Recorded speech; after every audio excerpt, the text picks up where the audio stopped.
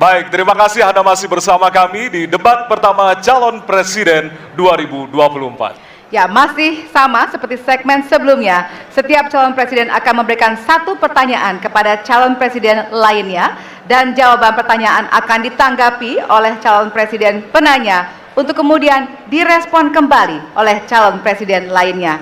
Yang direspon adalah apa yang disampaikan oleh calon presiden lainnya. Dan kita akan undang kembali ketiga calon presiden 2024 untuk naik ke atas panggung. Kami persilakan kepada bapak-bapak untuk bisa menuju ke panggung utama. Dan kembali kami ingatkan kepada bapak-bapak calon presiden bahwasanya tema di malam hari ini terdiri dari beberapa subtema, yaitu pemerintahan, hukum, hak asasi manusia, pemberantasan korupsi, penguatan demokrasi, peningkatan pelayanan publik, penanganan disinformasi, dan kerukunan warga. Untuk itu, kesempatan pertama akan diberikan kepada calon presiden nomor urut 2 untuk bertanya kepada calon presiden nomor urut 1. Waktu Bapak 1 menit dimulai dari sekarang. Mas Anies pernah jadi gubernur 5 tahun di DKI. Anggaran DKI setahun sekitar 80 T. Jumlah penduduk Indonesia DKI 10 juta kira kurang lebih. APBD Jawa Barat 35 T, jumlah penduduknya 50 juta, 5 kali DKI. Tetapi selama Mas Anies mimpin, sering sekali DKI menerima indeks polusi tertinggi di dunia. Bagaimana dengan anggaran 80 T, Pak Anies sebagai gubernur tidak dapat berbuat sesuatu yang berarti untuk mengurangi polusi? Terima kasih. Waktunya masih ada, Bapak? Sudah cukup? Baik, kita akan lanjutkan pada calon presiden nomor urut 1. Kami beri kesempatan untuk menjawab pertanyaan selama 2 menit, dimulai dari sekarang. Pak Prabowo, terima kasih atas pertanyaan yang bagus, tetapi kurang akurat. Saya akan jelaskan, Pak. Ketika satu daerah mengatakan di tempat kami tidak ada COVID, di tempat kami COVID banyak, lalu yang tidak ada COVID kami tanya, kenapa tidak ada COVID? Nah, kami nggak punya alat testing, Pak. Karena tidak punya alat testing, maka tidak ada COVID. Yang punya alat testing maka ada COVID. Okay? Saya tidak tanya COVID, saya tanya polusi. Boleh saya selesaikan dulu? Ya. Jadi, apa yang terjadi? Di Jakarta kami memasang alat pemantau polusi udara.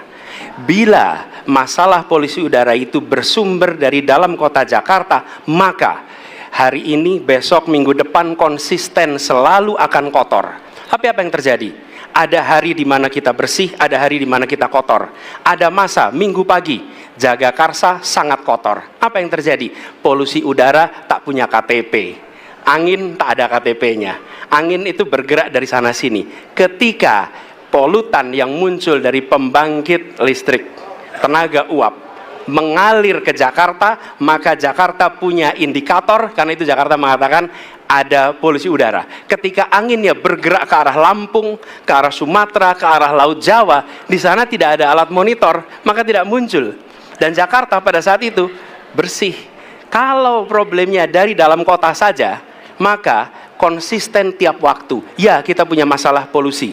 Karena itu kita kerjakan dengan apa? Kita lakukan, Pak. 1, dengan pengendalian emisi dari kendaraan bermotor dan pengujian emisi sekarang wajib. Yang kedua, elektrifikasi kendaraan umum. Yang ketiga, konversi kendaraan umum. Dan dulu yang naik kendaraan umum hanya 350.000 per hari, sekarang 1 juta per hari. Jadi itu kita kerjakan untuk menangani soal polusi di Jakarta. Baik. Masih ada waktu, Bapak? Cukup? Ya. Kami persilakan kepada calon presiden nomor urut 2 untuk kemudian menanggapi jawaban dari calon presiden nomor urut 1. Waktu Bapak 1 menit dimulai dari sekarang. Ya, susah kalau kita menyalahkan angin dari mana saja, ya. Jadi saya bertanya dengan anggaran segitu besar, jumlah penduduk, langkah-langkah yang bisa dilakukan untuk dengan real dalam 5 tahun mengurangi polusi, juga di mana rakyat Jakarta begitu banyak yang mengalami sakit pernafasan Jadi saya kira kalau kita dengan gampang menyalahkan angin, hujan dan sebagainya, ya mungkin tidak perlu ada pemerintahan kalau begitu, ya. Terima kasih. Ya. Masih ada waktu, akan menambahkan? Cukup. Cukup.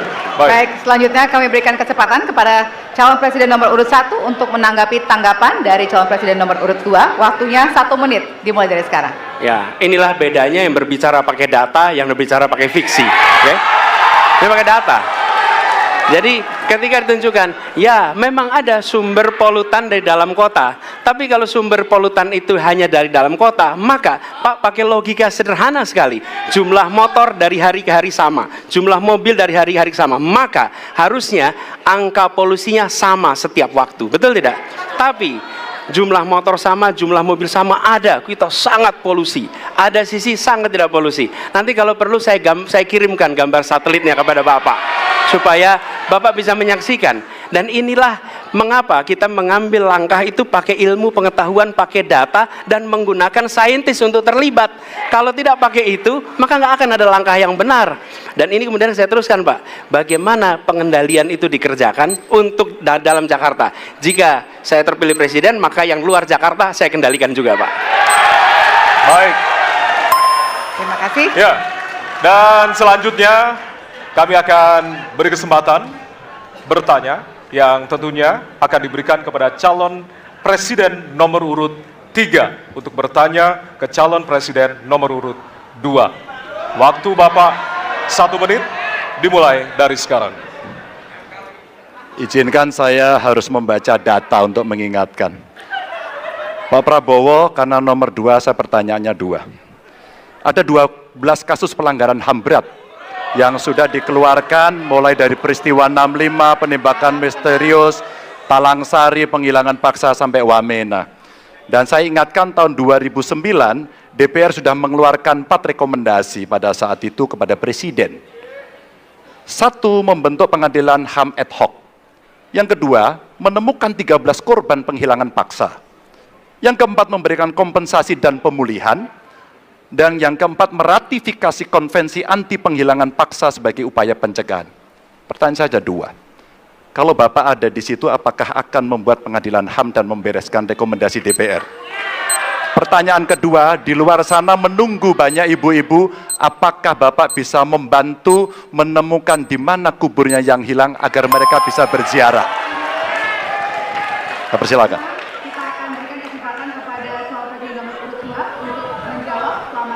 Waktunya dari sekarang. Pak Ganjar tadi justru Anda sebut tahun 2009 kan? Ya. Jadi sekian tahun yang lalu kan? Betul. Dan masalah ini ditangani justru oleh wakil presiden Anda. Ya. Ya. Jadi apalagi mau ditanya kepada saya? Saya sudah menjawab berkali-kali, ada rekam digitalnya.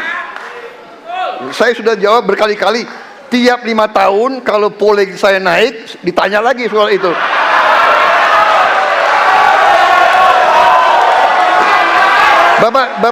Bapak tahu data nggak? Bapak tanya ke Kapolda, tahun ini berapa orang hilang di DKI? Tahun ini, ya, ada mayat yang diketemukan baru beberapa hari yang lalu dan sebagainya. Come on, Mas Ganjar. Ya, jadi saya tadi katakan, saya merasa bahwa saya yang sangat keras membela hak asasi manusia. Nyatanya, orang-orang yang dulu ditahan, tapol-tapol,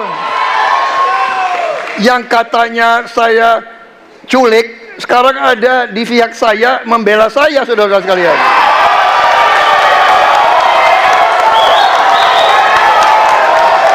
Jadi masalah HAM jangan dipolitisasi, Mas Ganjar, ya. Menurut saya, ya. Saya kira begitu jawaban saya. Masih ada waktu, Bapak. Kedua, Pak. Akan menambahkan? Cukup. Cukup. Baik. Dan selanjutnya kami persilakan kepada calon presiden nomor urut 3 untuk menanggapi jawaban dari calon presiden nomor urut 2. Waktu Bapak 1 menit dimulai dari sekarang. Prabowo ini punya ketegasan yang luar biasa. luar biasa. Tapi sayang pada dua jawaban ini sama sekali tidak punya ketegasan itu. Kenapa saya sampaikan? Pertanyaan saya sebenarnya satu, apakah kalau Bapak jadi presiden akan membuat pengadilan HAM? Pertanyaan nomor kedua, apakah Bapak bisa menemukan, menunjukkan, membantu pada keluarga agar kemudian mereka bisa berziarah? Dua ini sama-sama tidak dijawab. Maka kalau kemudian saya boleh meminta, kalau saya jadi presiden Pak, saya akan bereskan ini Pak, agar kemudian dalam kontestasi pilpres berikutnya ini tidak akan muncul lagi, karena presidennya tegas menuntaskan pekerjaan itu pada eranya. Terima kasih. Waktunya masih ada, Bapak? Cukup. Cukup. Baik, kita berikan kesempatan kepada calon presiden nomor urut 2 untuk menanggapi tanggapan dari calon presiden nomor urut 3. Waktunya 1 menit dari sekarang. Loh, kok dibilang saya tidak tegas? Saya tegas akan menegakkan hak asasi manusia. Masalah yang Bapak tanyakan agak tendensius. Kenapa yang 13 orang hilang pada saat itu ditanya kepada saya? Itu tendensius Pak Ganjar, ya. Itu tendensius. Dan wakil Bapak yang mengurus ini selama ini. Jadi kalau memang keputusannya mengadakan pengadilan HAM, ya kita adakan pengadilan HAM. Nggak ada masalah. Ya. Baik. Sudah, Pak? Masih ada waktunya, Pak? Sudah cukup, Ya. Pak Prabowo? Namanya usaha. Terima kasih. Sudah cukup? Baik. Oke. Ya, dan Harap selanjutnya tenang. kita akan menuju ke pertanyaan, dan kali ini kesempatan bertanya akan diberikan kepada calon presiden nomor urut 1 untuk kemudian bertanya kepada calon presiden nomor urut 3. Waktu Bapak 1 menit dimulai dari sekarang.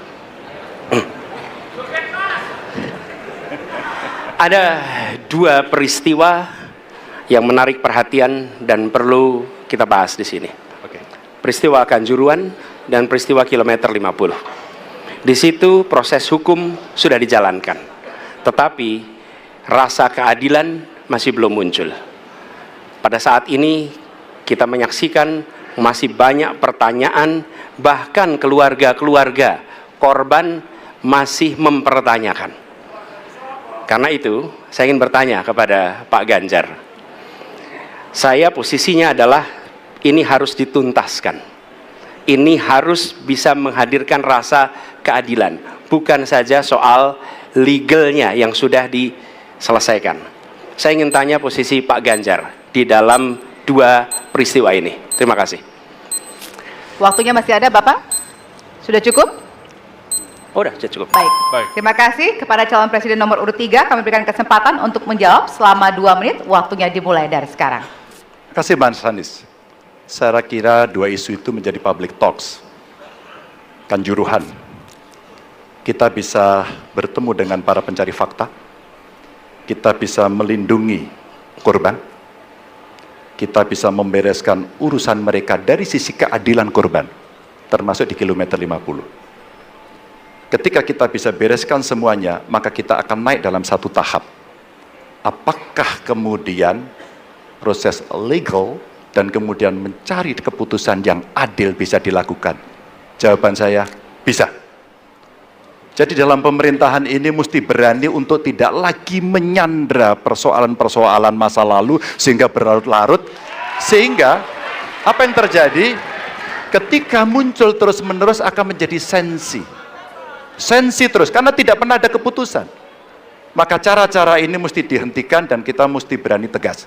Kadang-kadang kita juga mesti harus berpikir dalam situasi yang lebih besar. Mari kita ciptakan kembali Undang-Undang KKR. Mari kita hadirkan kembali Undang-Undang KKR agar seluruh persoalan-persoalan pelanggaran HAM itu bisa kita bereskan dengan cara itu. Sehingga bangsa ini akan maju dan tidak lagi kemudian berpikir mundur karena persoalan-persoalan seperti itu yang tidak pernah dituntaskan. Kita harus tuntaskan itu. Baik. Masih tersisa waktunya Bapak? Cukup. Cukup? Baik. Ya, dan kami silakan kepada calon presiden nomor urut 1 untuk menanggapi jawaban dari calon presiden nomor urut 3. Ya. Waktu Anda 1 menit, Bapak. Ya, jawabannya kurang komprehensif karena masalahnya lebih kompleks dari itu, Pak Ganjar. Tapi izinkan saya sampaikan, untuk seperti ini minimal saya melihat harus mengerjakan minimum 4 hal. Satu adalah memastikan bahwa proses hukum menghasilkan keadilan. Yang kedua, ungkap seluruh fakta sehingga kebenaran menjadi pengetahuan semua, termasuk closure bagi keluarga. Yang ketiga, korban, harus ada kompensasi, clear. Dan yang keempat, negara harus memberikan jaminan bahwa peristiwa-peristiwa seperti ini tidak boleh berulang kembali. 4 harus dikerjakan. Nah, saya kemudian melihat untuk itu bisa dikerjakan, maka kita tidak bisa abu-abu seperti yang tadi disampaikan. Saya melihat kalau begitu 4 ini harus dilakukan, berarti yang pertama mungkin kita harus melakukan investigasi ulang, melakukan review. Kita harus menyelamatkan institusi, memastikan bahwa institusi itu selamat. Saya ingin tahu apakah Pak Ganjar sependapat dengan pandangan saya. Terima kasih Pak Ganjar. Baik. Waktunya habis, selanjutnya kami berikan kesempatan kepada calon presiden nomor urut 3 untuk menanggapi tanggapan dari calon presiden nomor urut 1. Waktunya 1 menit dari sekarang. Soal komprehensi atau tidak komprehensif terkait dengan itu selera dan subjektif. Dari 4 hal tadi itu, saya kira hampir semua pelindungan korban dilakukan. Saya sampaikan pencari fakta sudah pernah ada. Kalau kemudian tidak terjadi, tidak boleh terjadi lagi, saya kira itu value yang mesti dicontohkan. Kita kerjakan semuanya. Saya orang yang tidak pernah abu-abu, hitam putih, sat-set. Kami tidak pernah ragu-ragu, kami tidak pernah abu-abu, maka kami pun tadi mengklarifikasi pertanyaan kepada pasangan calon nomor 2, karena kami bukan orang yang menunda pekerjaan, menggantung pekerjaan untuk kemudian menjadi komoditas. Saya selesaikan itu. Masih ada waktunya Bapak? Akan Cukup. ditambahkan? Baik. Ya, dan kita berikan apresiasi kepada 3 calon presiden yang tadi sudah berdebat dan saling bertanya di kesempatan malam hari ini, Pak. Ya, selanjutnya kami persilakan kepada Bapak-Bapak untuk kembali ke tempat duduk. Kami persilakan Bapak untuk kembali ke tempat duduk semula.